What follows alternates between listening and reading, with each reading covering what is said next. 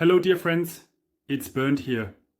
And in this video, I want to explain to you how an orchid is structured and how the arrangement of the flowers differs from species to species and what you need to pay attention to when you learn how to pollinate an orchid in one of the upcoming videos. See you soon!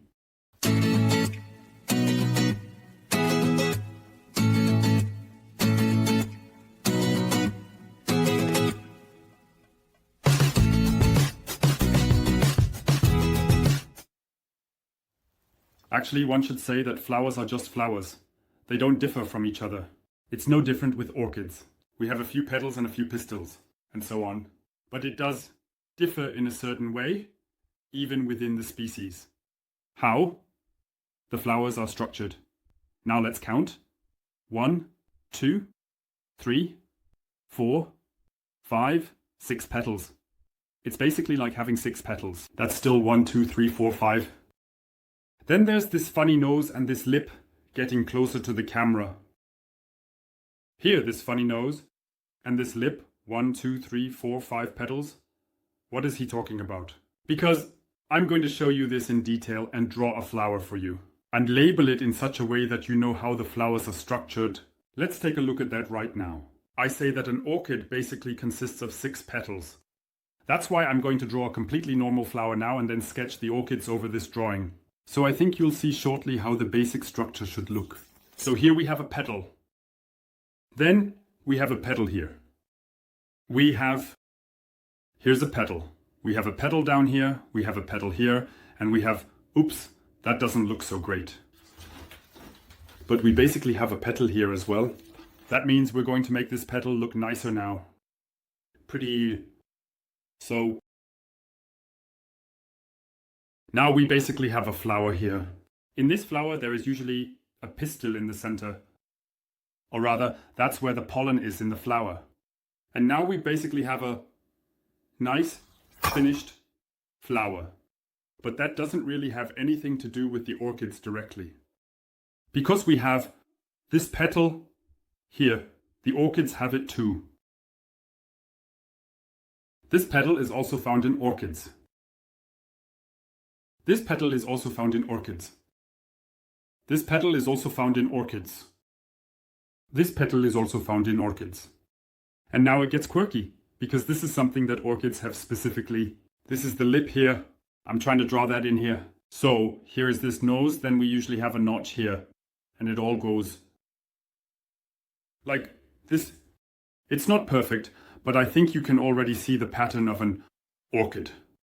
We can now color this in, because the lip is usually relatively. And now let's draw the whole thing in more detail. Orchids usually have wings like these here. And this is roughly what an orchid looks like.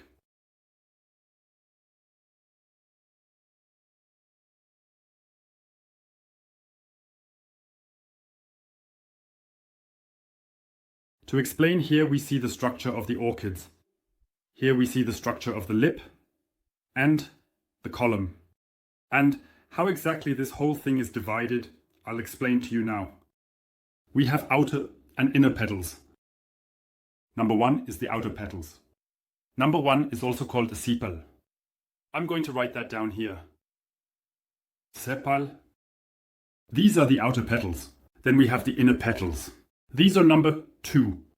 Basically, you would have to say that the lip is also an inner petal. However, the lip is a completely different structure. And that's why it simply gets the number 3. That's not a pretty one, 3, but number 2, the inner petals are referred to as sepals.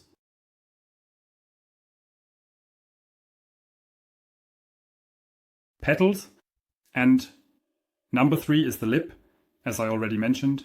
This is the 3D lip.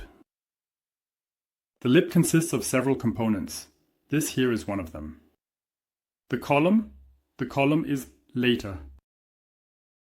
The most important plant features or the key component of the flower, because that's where pollination takes place. Then we have the side lobes here. Yes, side lobes. And then we have here, I should draw it more clearly, that the callus. And then we also have the middle lobe. This is here, this diamond shaped, or yes, how can you describe that? Shield shaped. And this is the middle lip. Middle.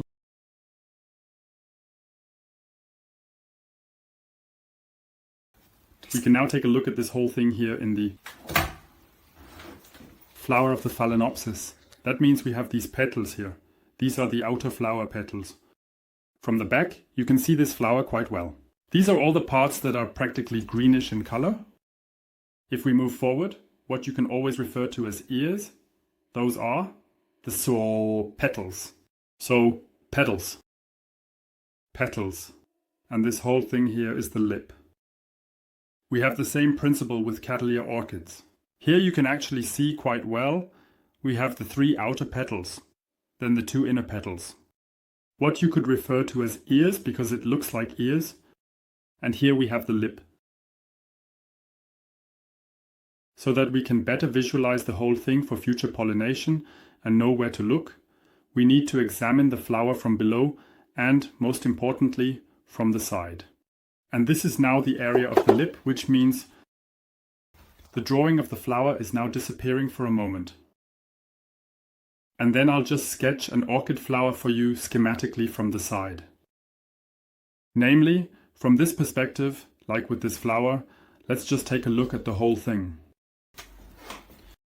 Let's say this here would be the flower stem. Then the flower extends from here. Then we have the ovary here. You could call it that. Or rather, that's what it's called. And then we have extending from here. The petals. Then we have a petal here that goes upwards. Then we have the column here. And of course we have the lip. There's a callus here. And here is the pollinium. The pollinium is basically the male seeds, or rather the pollen of the orchid. This is here, and so that we actually know how to use the whole thing, we need to take a look at the structure of the pollinium. The pollinium is relatively simply structured. It basically looks like a corn cob on a stem. I'm going to draw this schematically now, shortly up.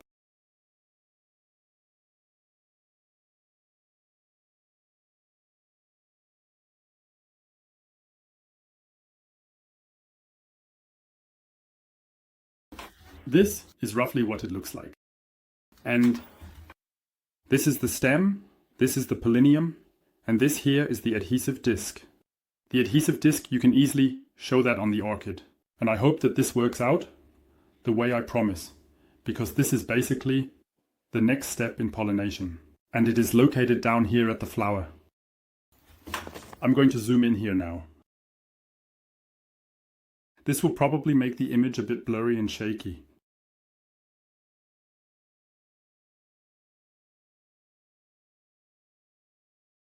So, if I go here with the pencil, this is practically the bee.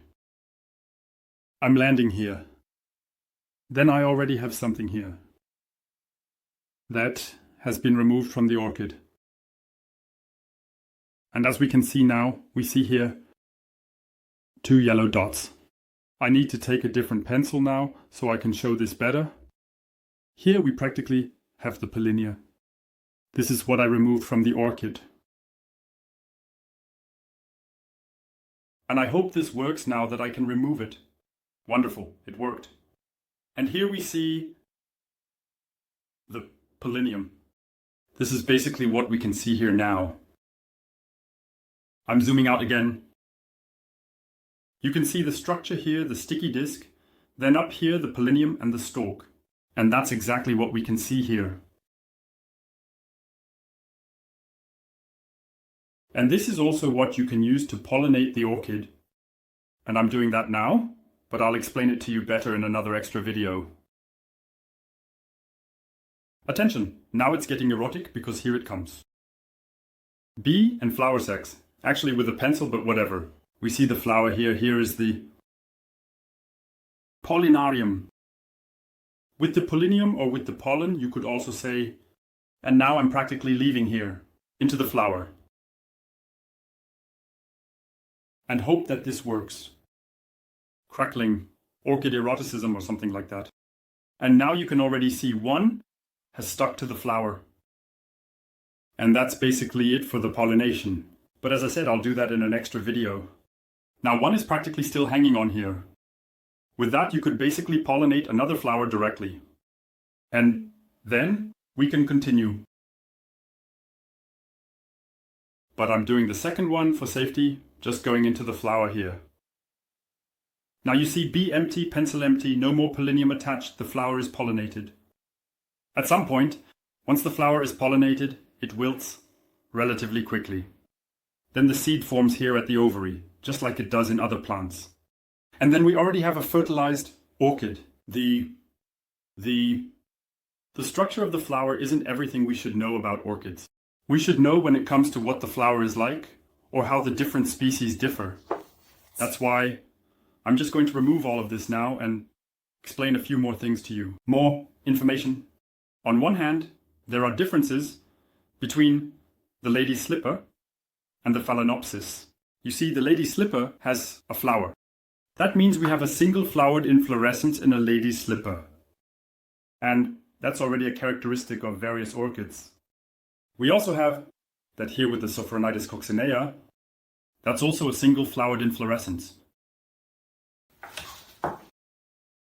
To put it schematically for now, single flowered means one flower stem, one flower.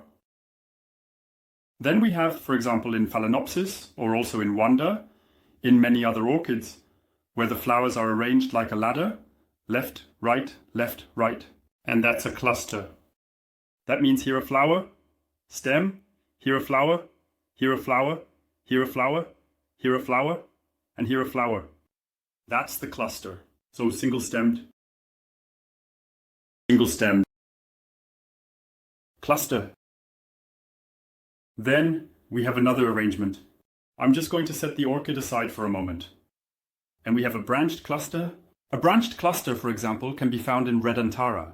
That means it's similar to the cluster, only that the flower stem doesn't split into flowers, but rather the flower stem itself splits into additional flower stems where the flowers are attached.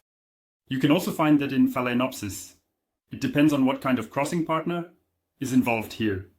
That means this here is another variant of the orchid flower arrangement. Then there's another variation, construction, specifically the umbel. Umbel means the flowers are arranged in a circle. We have that in Xeropetalum, for example, specifically Xeropetalum. These are flowers that grow here at these orchids, which are currently not in bloom, would grow. I already showed you an orchid, specifically the bulbophyllum, at Buckleberry, which has bloomed. And with this one, it was practically with the umbel. Now you at least know the structure of the Phalaenopsis flowers and how pollination works. In the next video, we'll take a closer look at pollination, crossing, hybridization, and breeding. If you have any more questions about the structure of the orchid flower, the structure of orchids, care and cultivation, etc., feel free to write it in the comments. Otherwise, thumbs up, subscribe to the channel, recommend it, see you next time, and goodbye.